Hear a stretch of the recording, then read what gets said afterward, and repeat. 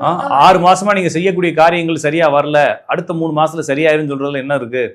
நான் சொல்றது பொதுவான பலன்கள் அப்படிங்கிறது. நீங்க என்ன ராசி, இப்ப நான் என்ன சொல்லணும்னா, நீங்க ஒருவேளை மகர ராசியா இருந்தீங்கன்னு வச்சுக்கோங்களேன், இல்ல மேஷ ராசி, சரி மேஷ ராசியா இருக்கீங்கன்னு வச்சுக்கோங்களேன், நாளைக்கு வந்து நீங்க மிதுன ராசிக்கு பலன் படிக்கலாம், அதுவும் உங்களுக்கு சரியா தான் இருக்கும்.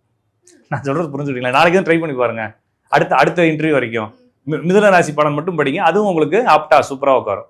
இன்னைக்கு இல்ல 5 வருஷத்துக்கு முன்னால ஏதாச்சும் பேப்பர் கிடைச்சா கூட அன்னைக்கு மிதுன ராசி பலன் எடுத்து பாருங்க, அன்னைக்கு நடந்த. ஏன்னா அவங்க சொல்றதெல்லாம் பொதுவான பலன். இட்லி சாப்பிடுவீங்க, தோசை சாப்பிடுவீங்கன்னு கதை சொல்லுவாங்களே தவிர பொதுவான பலன்கள்ங்கிறது எந்த ராசி பலனும் தேவையில்லை. நான் சொல்றது யூனிக்கா உங்க லைஃப்ல என்ன நடக்க போகுது, உங்க லைஃப்ல என்ன பிரச்சனை இருக்குது, உங்க லைஃப்ல பிரச்சனை எப்போ சால்வ் ஆகும் தெரிஞ்சுக்கிறதுக்கு பியூரா ஜாதகம். உதாரணத்துக்கு நான் உங்களுக்கு ஈஸியா புரியுற மாதிரி சொல்லணும்னா, இப்ப இந்த வாட்ச்ல வந்து 3 முள் இருக்கு இல்லைங்களா, இப்ப மணி முள்ளும் நிமிட முள்ளும் கீழே விழுந்துருச்சு, நொடி முள் மட்டும் சுத்திக்கிட்டு இருக்குன்னு வச்சுக்கோங்களேன். இப்ப என்ன நேரம் கேட்டா சொல்லிடுவீங்களா பார்த்து? ஏன் சொல்ல மாட்டீங்க?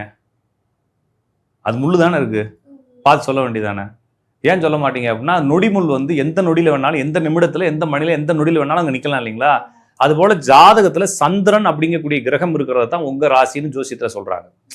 அந்த கட்டம் 12 கட்டத்துக்குள்ள உங்க ஜாதகத்தை இருக்கிறப்ப அதுல சந்திரன்ற கிரகம் எந்த கட்டத்துக்குள்ள இருக்கோ அந்த கட்டத்தினுடைய ராசி தான் உங்க ராசின்னு சொல்றாங்க.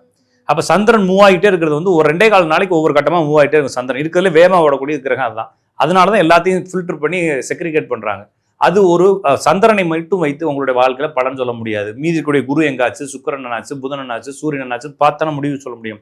இப்ப சந்திரன்றதா ராசி. அப்ப சந்திரனை மட்டும் வச்சு ஒரு மனிதனுடைய வாழ்க்கையை சொல்ல முடியாது. அவனுடைய ஆசைகளை வேணா சொல்லலாம், எல்லாருக்கும் ஆசை இருக்குல்ல, அந்த ஆசைகளை சொல்லலாமே தவிர நடக்கிறது சாத்தியம் இல்லை. அப்படிதான் பார்க்கணும்.